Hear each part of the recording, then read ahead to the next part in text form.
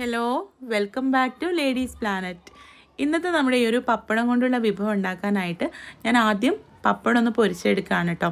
വെളിച്ചെണ്ണയിൽ തന്നെ പൊരിച്ചെടുക്കുന്നതായിരിക്കും കൂടുതൽ നല്ലത്. 3 പപ്പടമാണ് കേട്ടോ എടുത്തിട്ടുള്ളത്. പപ്പടം പൊരിച്ചെടുത്ത് കഴിഞ്ഞാൽ ഇതിലേക്കുള്ള ബാക്കിയുള്ള ഇൻഗ്രീഡിയൻസ് മിക്സിയുടെ ജാറിലേക്ക് ചേർത്ത് കൊടുക്കാം. എരിവിനനുസരിച്ചിട്ടുള്ള വറ്റൽമുളക് എടുക്കാം. ഞാനിവിടെ 3 വറ്റൽമുളകാണ് കേട്ടോ എടുത്തിട്ടുള്ളത്. ചെറിയൊരു കഷ്ണം ഇഞ്ചി, മീഡിയം സൈസിലുള്ള 6 ചുവന്നുള്ളി, ചെറുതായതുകൊണ്ട് ഞാൻ 6-ലധികം എടുത്തിട്ടുണ്ട്. മീഡിയം സൈസിലുള്ളതാണെങ്കിൽ 6 മതിയാകും.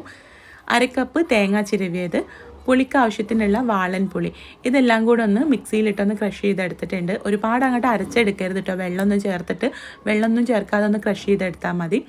എന്നിട്ട് നമ്മൾ പപ്പടം പൊരിച്ചായ എണ്ണയില്ലേ, അതിലേക്ക് അതൊന്ന് ചൂടാക്കിയിട്ട് അതിലേക്ക് ഒരു തണ്ട് കറിവേപ്പില ഇട്ടിട്ടൊന്ന് മൂത്ത് വരുമ്പോൾ നമ്മളിവിടെ മിക്സിയിലിട്ട് ചതച്ചെടുത്ത ആ ഒരു കൂട്ടില്ല, തേങ്ങയുടെ കൂട്ട്, അത് ചേർത്തിട്ട് ജസ്റ്റ് ഒന്ന് ഇളക്കി കൊടുക്കുക. ഒരുപാട് സമയം എടുത്തിട്ട് അങ്ങോട്ട് മൊരിച്ചെടുക്കരുത് കേട്ടോ. ഒന്ന് ഇളക്കി കൊടുക്കുക. എന്നിട്ട് ഇതിലേക്ക് നമ്മളിവിടെ പൊരിച്ച് വെച്ചിട്ടുള്ള പപ്പടല്ലേ, അത് പൊടിച്ച് ചേർത്ത് കൊടുക്കുകയാണ് കേട്ടോ. കൈകൊണ്ട് അപ്പം തന്നെ പൊടിച്ച് ചേർക്കണം. പൊടിച്ച് അങ്ങനെ വെക്കുകയാണെങ്കിൽ അത് കുഴഞ്ഞു പോകും കേട്ടോ. അപ്പോൾ ഇതാ 3 പപ്പടം പൊടിച്ചതിലേക്ക് ചേർത്ത് ജസ്റ്റ് ഒന്ന് ഇളക്കി കൊടുക്കുക. എന്നിട്ട് ഉപ്പ് ചെക്ക് ചെയ്യുക കേട്ടോ. പപ്പടത്തിൽ ഉപ്പുള്ളതുകൊണ്ട് ആദ്യം തന്നെ ഉപ്പ് ചേർക്കരുത്, ഉപ്പ് അധികമായി പോവും. അപ്പോൾ എന്നിട്ട് ഉപ്പ് ചെക്ക് ചെയ്തിട്ട് ആവശ്യത്തിനനുസരിച്ചിട്ട് ഉപ്പ് ചേർത്ത് കൊടുക്കാം. അപ്പോൾ ഇത്രയേ ഉള്ളൂ. വളരെ ടേസ്റ്റി ആയിട്ടുള്ള നമ്മുടെ പപ്പട ചമ്മന്തി ഇവിടെ റെഡി ആയിട്ടുണ്ട്. ഒരു തവണയെങ്കിലും ഇതുപോലൊന്ന് ചമ്മന്തി ഉണ്ടാക്കി കഴിച്ച് നോക്കണം കേട്ടോ.